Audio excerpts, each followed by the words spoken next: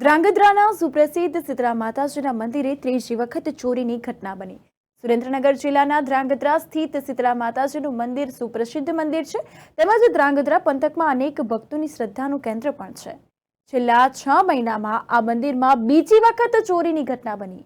તો આ અંતર્ગત વાત કરવામાં આવે તો આ મંદિરમાં અનેકવાર ચોરીની ઘટના બને છે, તો શરમજનક અને ઘૃણાસ્પદ બાબત છે તેવું કહી શકાય।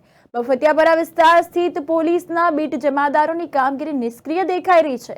6 મહિનામાં બીજી વાર ચોરી જેવી ઘટના છતાંય આરોપીઓ પકડાતા નથી અને બીટમાં દેશી વિદેશી દારૂ, ગાંજા અને જુગાર જેવી પ્રવૃત્તિઓ તેમજ બંધ બાર અને અસામાજિક તત્વોને છૂટો દોર અપાતો હોવાની પ્રાથમિક વિગતો પણ અહીં મળી આવી છે। જોકે આ બીટ જમાદારો પર કબજા કરતા અસામાજિક તત્વોને પ્રોત્સાહન આપવાની ફરિયાદ ગૃહ મંત્રાલય સુધી પણ ગાજી હોવાનું સામે આવ્યું, પણ લાગવકના કારણે જોકે ફેવિકોલની જેમ ચિપકેલા રહીને સમાજમાં કાયદો વ્યવસ્થા જાળવવાના બદલે અસામાજિક તત્વો ઊભા કરવામાં યોગદાન આપતા હોવાની રાવ પણ સામે આવતી છે।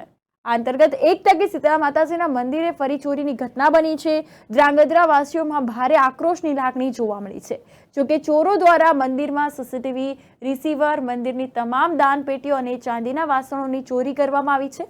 ત્યારે છેવાડાના વિસ્તારોમાં રાત્રે પેટ્રોલિંગ સામે અનેક સવાલો ઉઠી રહ્યા છે। હાલ મંદિરના પૂજારી દ્વારા પોલીસ સમક્ષ અરજી મારફતે ફરિયાદ નોંધાવી છે। ત્યારે આ પ્રકારનું કૃત્ય કરનારને તાત્કાલિક પકડી પાડવામાં આવે તેવી માંગ પણ ઉઠવા પામી છે।